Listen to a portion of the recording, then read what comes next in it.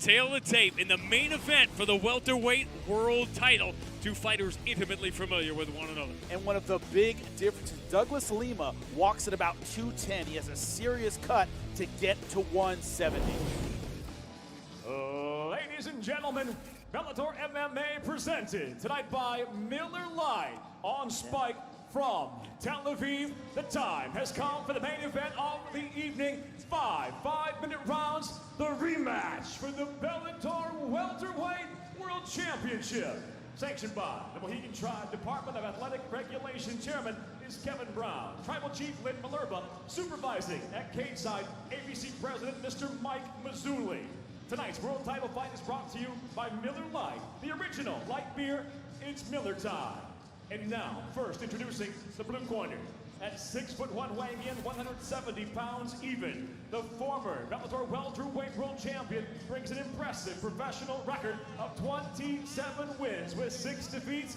From Goiânia, Goiás, Brazil, he fights out of Atlanta, Georgia, USA, presenting the challenger, Douglas the Phenom Lima. And across the cage, the champion tonight fights out of the red corner. At 6'1", weighing in 169.8 pounds. In his second defense of the title, he stands near perfect as a professional with 19 wins, just 1 defeat. Hailing from Omsk, Russia, introducing the defending Bellator welterweight world champion, Andrey Spartan Koreshkov. In charge of the action, your referee, Dan Mergliata. Okay, gentlemen, we've been through the rules in the locker room. I want you to obey my commands at all time. I want you to protect yourselves at all time. If you want to touch gloves for luck, do it now. Best of luck to both of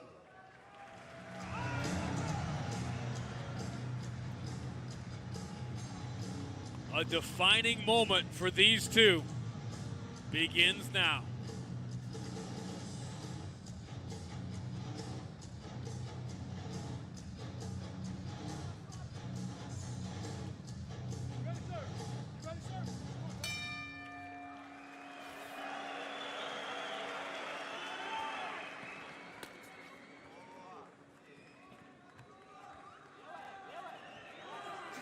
The story of the first fight was a simple one. Everyone expected Koreshkov to stay on his feet. He immediately took Douglas Lima to the ground over and over again and out-wrestled him to win the world title. One weapon that was conspicuously absent for Douglas Lima was the leg kick. He has devastating leg kicks. He didn't trust his knee and hardly threw it. Douglas Lima won the world title with a series of devastating leg kicks that just chopped Rick Hong down. He earned this title shot by beating Paul Daly in London in July and scored a big early shot in that fight to turn the tide. When you look at Koreshkov's win over Benson Henderson, what really stood out to me is that against a quick 55er, he didn't look slow. He looked fast against a fast guy, against a natural 55er.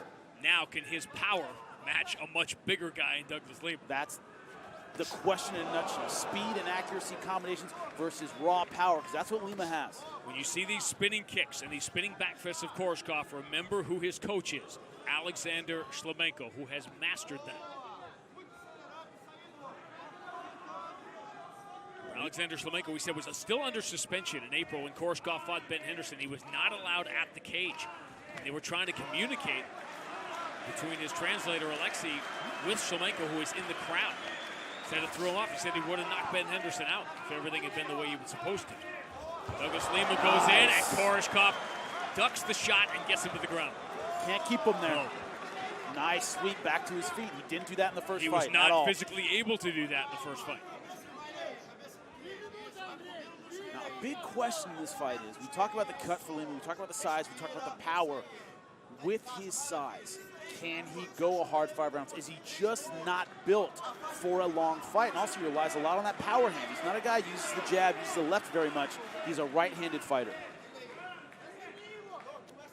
The first message sent by Douglas Lima to Koreshkov that I'm not the same guy I was in July of 2015. But one thing is, Koreshkov isn't fighting like he's the same guy. He set it up with strikes. He had an opportunity for the takedown. He wasn't going for it like he did in the first fight. Not supporting the Dan Mergliata restart. Boy, he delivers that quick. So fast.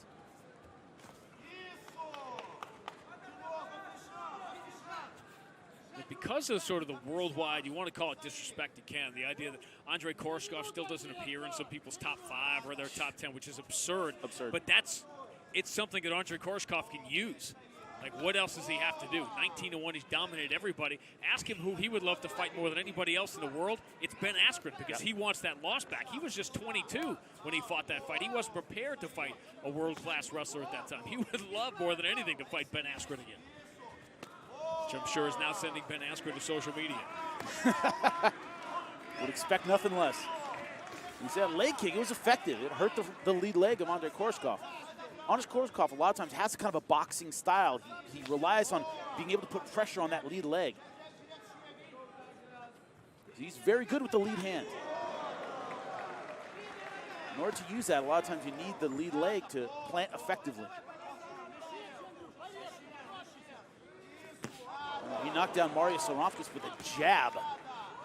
Incredible power in that snapping lead jab. And Lima, you can see, pushes behind the jab because he's setting up the right hand. He hardly ever flicks it out. It's like that Larry Holmes stiff kind of jab. That's what he loves. Easton assassin. You can explain who Larry Holmes is to all the kids out there. They have Google. They have Wikipedia. One of the greatest heavyweights of all time. Thank you. He had the misfortune of being heavyweight champion after Muhammad Ali. But known for his jab, maybe the best in heavyweight history. But it had that pushing kind of jab, and he snapped your head back. Lima pushes off the jab. He doesn't snap it. It's really just a setup.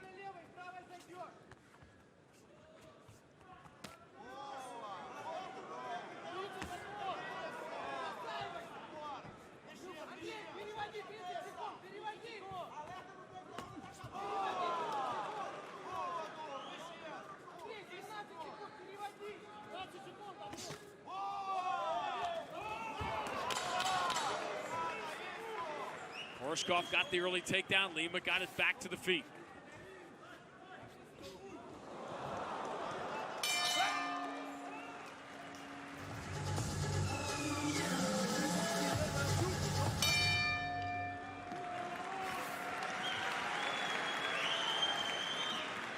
See the changes, you see the differences. Douglas Lima willing to throw that leg kick. Was able to get up from the takedown, things he couldn't do in the first fight, but Koreshkov still accurate, still rangy, still throwing combinations. Douglas Lima in there right now is probably, what, 20 pounds bigger than Ben Henderson was, at least? Easy, easy. That guy's a giant. Look at the knee of Koreshkov. That left knee is red. Keeps going. That hurt him. That hurt him. You saw by the way he reacted and stepped back. What this does is it puts money in the bank. Maybe round 1 and 2 you can walk on it. 3, 4, 5 you can't put any pressure on it. It takes away some of that power. Especially the lead hand. Lima walking Koreshkov down a little bit. Basic rule of thumb, the lead hand is the power for the left hook, it's the power for the jab. The right hand, the power is behind the right foot. When you take away that lead leg, you take away the lead hand as well. How devastating can that be? We saw Patricio Pitbull walk away from a fight with Ben Henderson when a kick of his got checked. Big shots from Lima. Koreshkov stays safe. Keep an eye on that front leg. Again, Lima continues to chop at. One thing to keep in mind, in close rounds, a lot of judges aren't educated about the leg kick. It's a devastating weapon, but not a lot of them score them as effective strikes. They should. A shot from Koreshkov. And again, this is not an injured Douglas Lima that Koreshkov just took down for the second time. Remember that number I gave you earlier. Koreshkov, his entire Bellator career, had 1 takedown. 1 before the first fight with Lima. He scored 4 in that fight, and this is 2 here. Good place to get back to his feet. Up against the fence, try to get his hips underneath and pop back to his feet. The problem in this position is Koreshkov spends a lot of time keeping Lima down, doesn't get his own ground and pound going. Good job getting his hips close.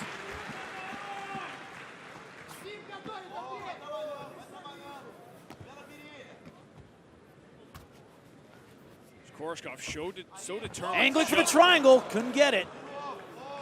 So determined to show he has this part of the game too. But you wonder how much of this down here was by necessity because of that leg, all those leg kicks. There's a little more desperation on that takedown than we saw in the first fight.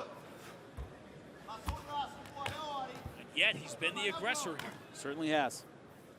This allows him to earn points in close rounds too.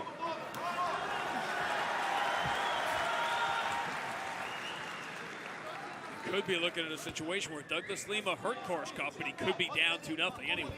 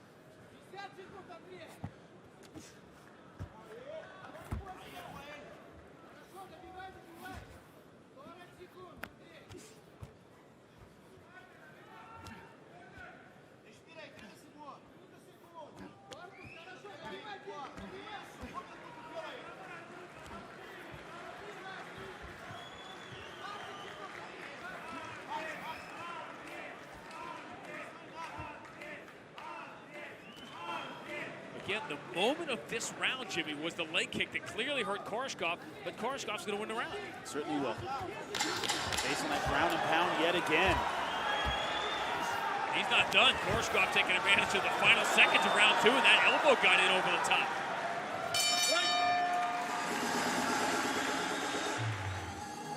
Six straight wins after the Ben Askren fight. And the title win over Douglas Lima. And the shutout of Ben Henderson in April. And a real interesting debate when this fight is over, regardless of how it ends, is who is next for the welterweight world champion, whether it's Koreshkov or Lima. Rory McDonald is waiting in the wings.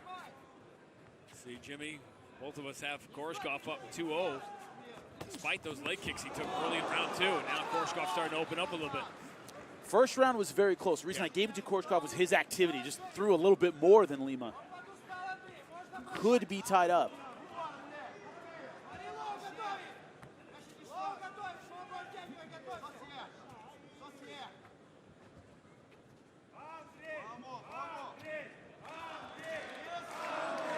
All the physical attributes and technical attributes a fighter can have, the two that don't go very well together are power and volume. Guys that hit really hard don't tend to throw that much. That's what we're seeing here from Lima. He's a power puncher. He's just not as busy as Andrey Koreshkov. You have to look quickly and carefully, but you can tell Koreshkov is hurting, as any human being would be. And now big shots. Good shots. Good left hand. Koreshkov is down. He's in trouble, and it's over. It happened. Douglas Lima, after a 16-month wait. Ladies and gentlemen, inside the Bellator cage, the end comes suddenly. 1 minute, 21 seconds into round number 3 by knockout. He is the new and now two-time Bellator welterweight world champion, Douglas the Phenom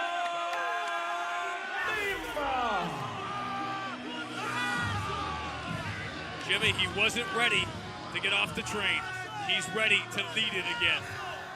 And the new welterweight world champion, Douglas Lima, is with Matt Mitrione.